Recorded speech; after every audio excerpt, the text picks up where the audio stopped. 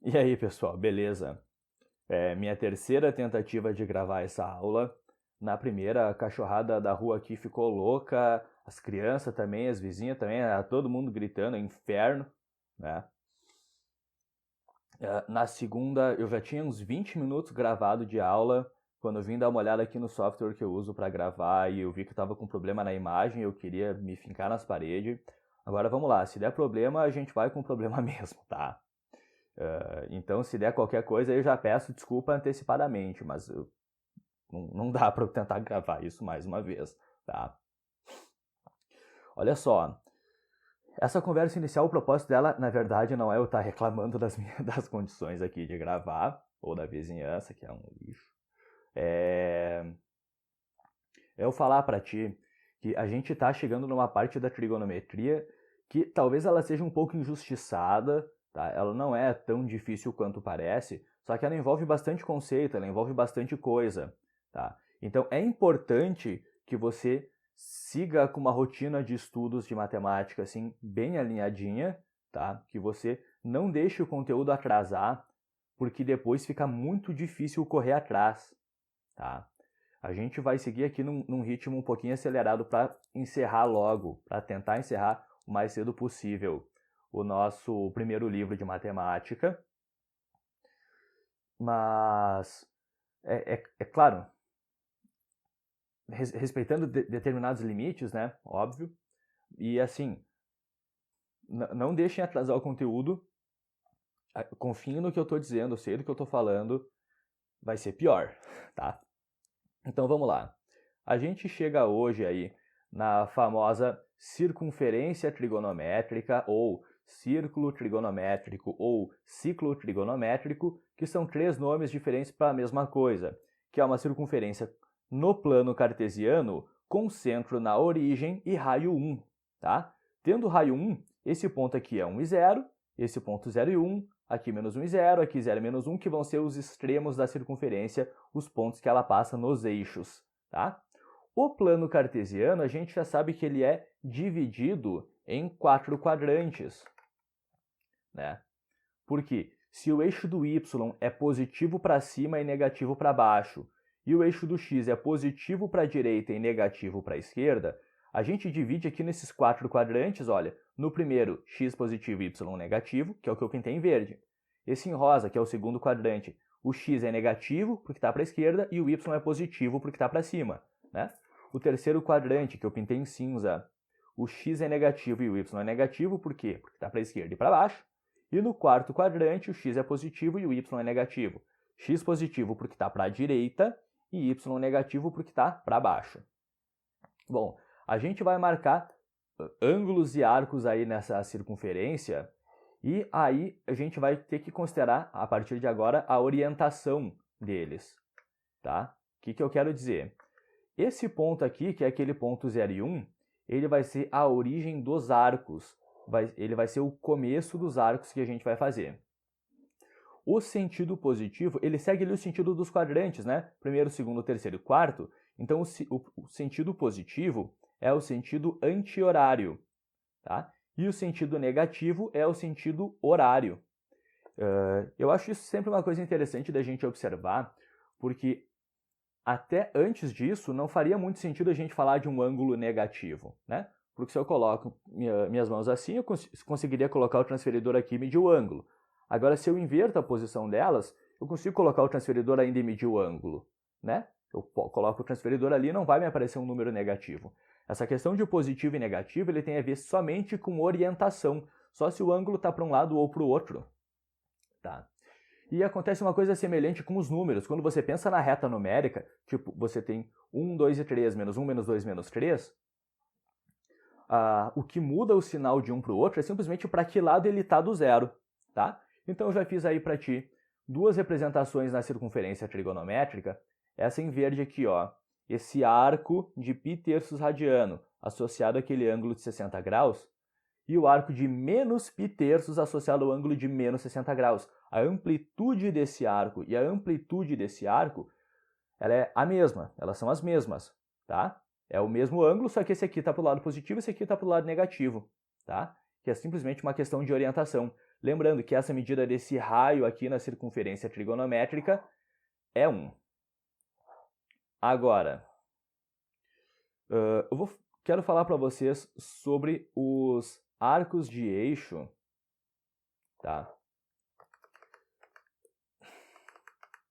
Que são os arcos que a gente marca na circunferência trigonométrica que estão sobre os eixos coordenados. Primeiro, e eles vão ser importantes aí porque eles vão definir para a gente os limites dos quadrantes na circunferência. Primeiro, os 0 graus ou 0 radianos, né? Vai ser a mesma coisa, eles são equivalentes. Segundo, 90 graus ou π meios radianos, que é 1/4 de volta, vai dar aqui em cima, né? Aqui, terceiro, meia volta, 180 graus, ou em radianos, π radianos. Tem aqui o 3/4 de volta, 270 graus, ou 3π meios radiano.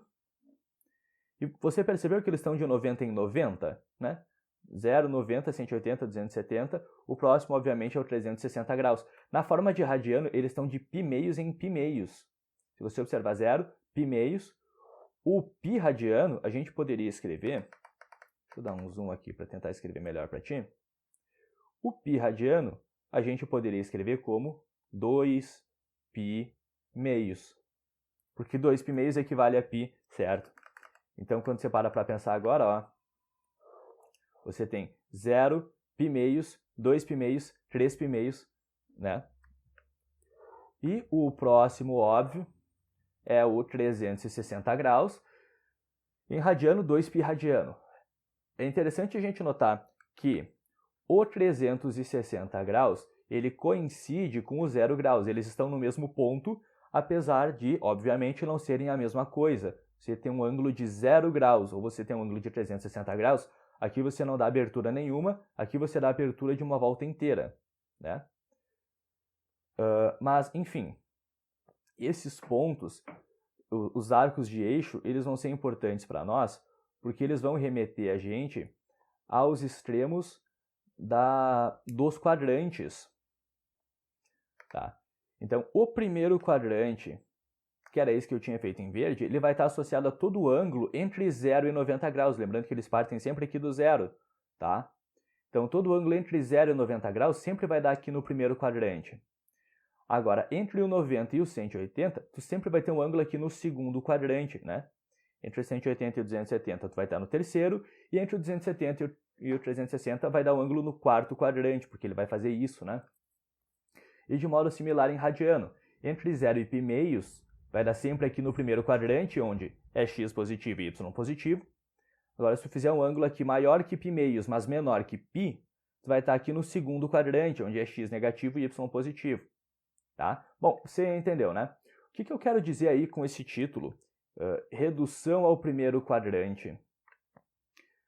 A gente sempre vai ter arcos nos 4 quadrantes relacionados, tá?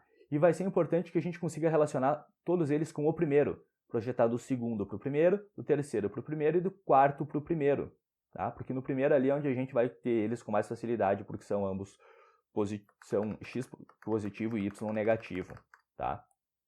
Então aqui, ó, redução do segundo quadrante ao primeiro quadrante. Como é que a gente faz? Eu marquei aqui para ti esse ângulo correspondente no primeiro quadrante. Eu vou estar sempre chamando de alfa, aqui, esse alfa que eu fiz em verde, tá? E esse ângulo no segundo quadrante eu estou chamando de S. Então, olha só, a ideia aqui é que tu perceba que esse mesmo tanto que falta para o S chegar aqui nos 180 graus, esse mesmo tanto em verde aqui, esse mesmo tanto em verde aqui. Então, o alfa é simplesmente isso, o quanto falta para o S chegar aqui no nosso eixo dos x. Então, aqui a gente tem a mesma fórmula escrita de duas formas diferentes. Aqui em cima eu escrevi ela em graus e aqui embaixo eu escrevi ela em radianos, tá? Então, seria simplesmente você fazer 180 menos S, que é você calcular o quanto falta para o S chegar em 180, né? Ou se trocar os 180 graus por π radiano, que é a mesma coisa, você vai ter π menos S. π menos o arco no segundo quadrante. Vamos para os exemplos. Olha só. Exemplo A. Eu vou partir aqui desse 2π terços. e eu quero descobrir quem que é esse alfa com o qual ele se relaciona no primeiro quadrante. Então aqui, a ideia é que eu entenda, como aqui eu estou trabalhando em radiano, eu vou manter em radiano, tá? Que o meu alfa é esse tanto aqui que falta para o 2π chegar nesse ponto, que é o π radiano. Vamos fazer o seguinte, o π radiano, tu vai concordar comigo que eu posso escrever como 3π terços radiano, né? 3π terços é equivalente a π, porque eu posso cortar esse 3 com esse 3. O que eu vou te perguntar é, quanto falta para o 2π terços chegar no 3π terços? Para o 2 terços chegar no 3 terços, o que falta é 1 terço. Então, esse meu alfa aqui é 1π sobre 3. Eu posso escrever simplesmente assim, né? Mas é claro, se a gente quiser, a gente pode aplicar a fórmula. Olha só. Opa, botão errado. Alfa é igual a π radiano menos o meu arco no segundo quadrante. Então, alfa é igual a π radiano menos... Quem que é o arco aqui do segundo quadrante? 2π terços.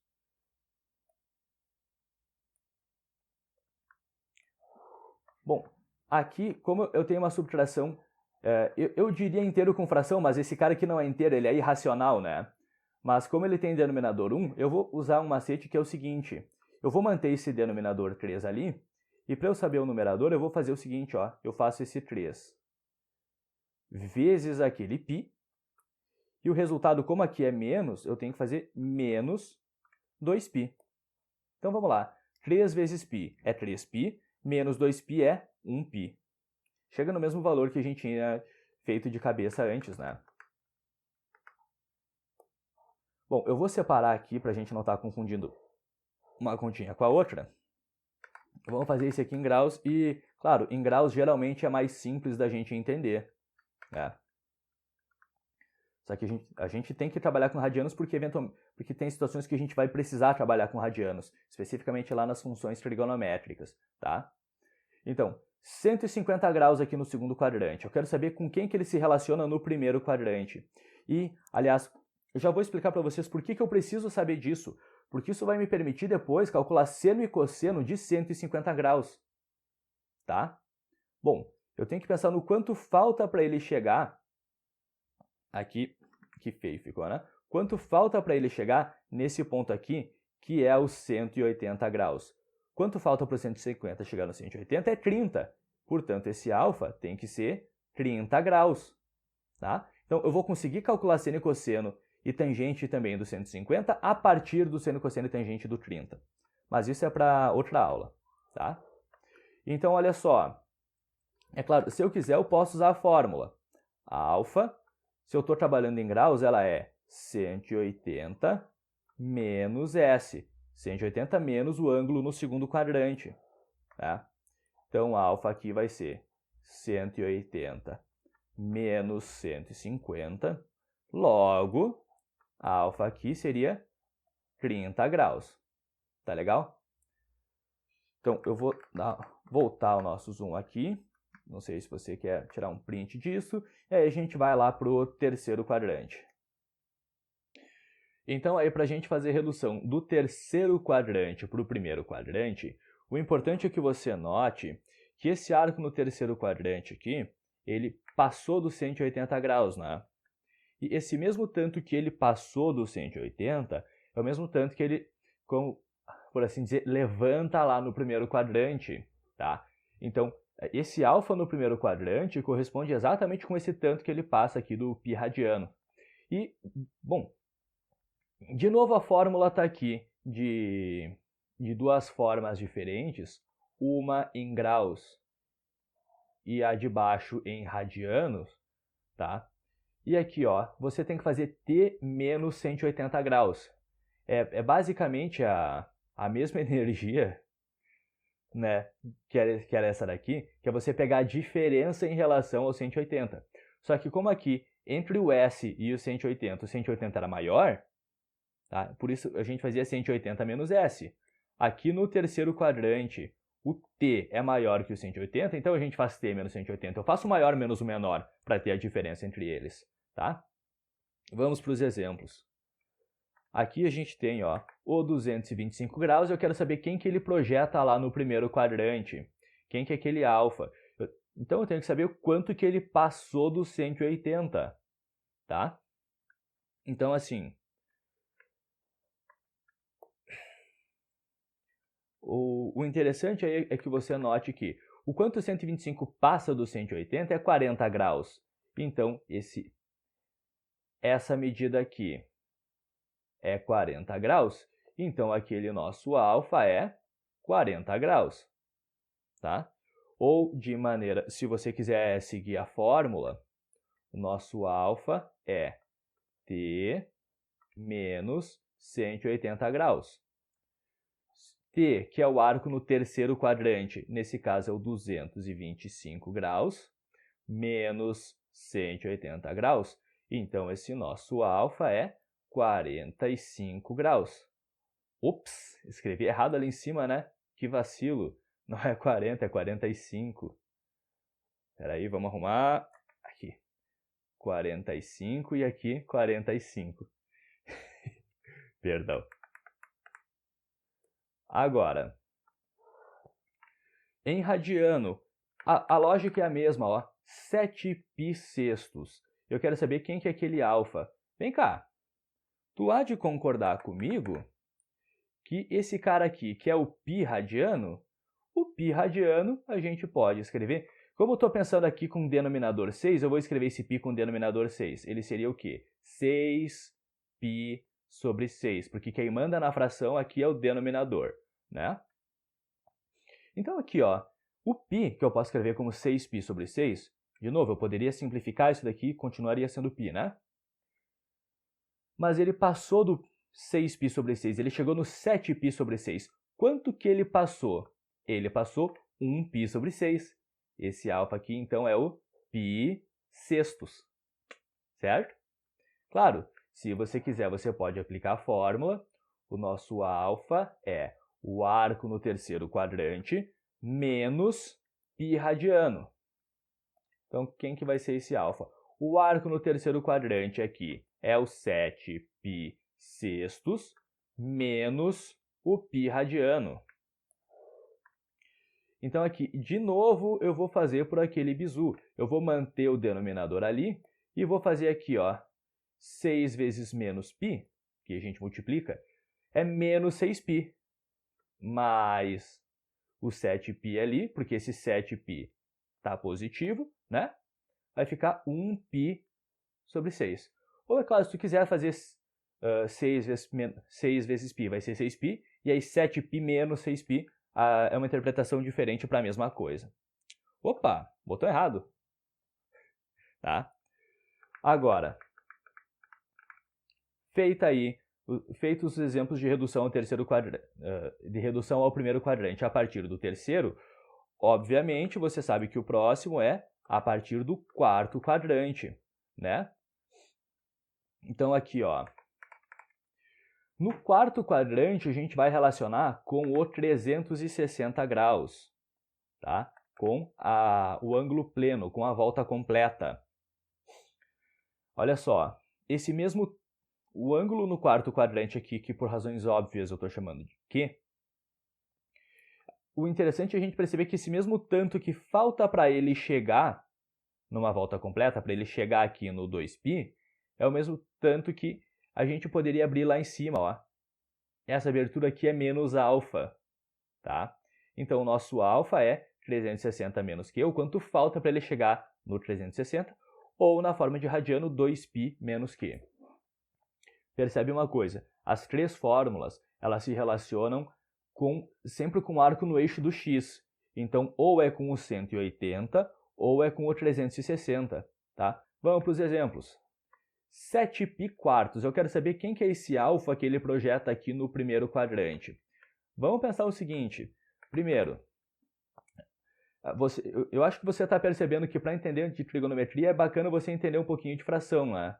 Esse aqui é o 2π, certo? O 2π, Como é que eu poderia escrever como uma fração com denominador 4? Eu não posso colocar 4π aqui, porque 4π é ser π radiano, né? Tipo, se eu colocar 4π, esse 4 morre com esse.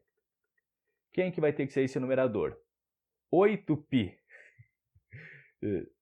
Né? Porque 8π sobre 4, posso dividir o 8 pelo 4, fica 2π ali. Então, esse 2π, eu vou pensar como 8π sobre 4. Quanto falta nos 7π quartos para chegar em 8π quartos? 1π quartos. Esse nosso alfa é simplesmente π quartos. Ou, se a gente quiser seguir a fórmula, a alfa é igual a 2π menos Q, que é o arco no terceiro quadrante. Portanto, alfa é igual a 2π menos 7π quartos. O que eu vou fazer? Eu vou manter o denominador. É claro, se você quiser fazer o procedimento padrão, faz o mínimo múltiplo, divide, multiplica, pega e subtrai, vai dar no mesmo resultado, tá? Esse macete, ele é só para agilizar a tua conta. Tu faz esse 4 vezes 2π, que é 8π, menos 7π, vai dar simplesmente 1π sobre 4.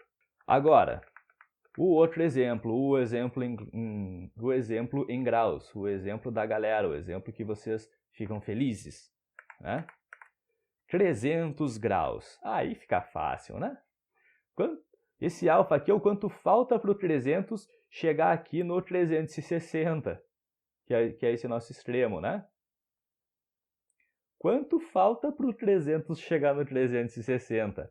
Falta 60 graus. Mas, claro, a gente pode aplicar a fórmula, porque tem gente que prefere. Esse nosso alfa é o quê? 360 graus menos Q, que é o arco no quarto quadrante.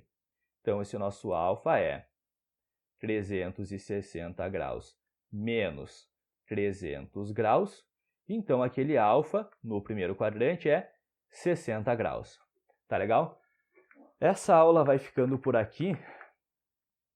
A próxima aula também ela tem alguns conceitos que podem parecer desnecessários e redundantes, mas que eles vão ser muito importantes para a aula seguinte, que vai ser uma aula crucial, talvez uma das aulas mais importantes nesse curso de trigonometria na circunferência, tá? Que é a aula lá de seno e cosseno na circunferência, beleza? Aquele abraço.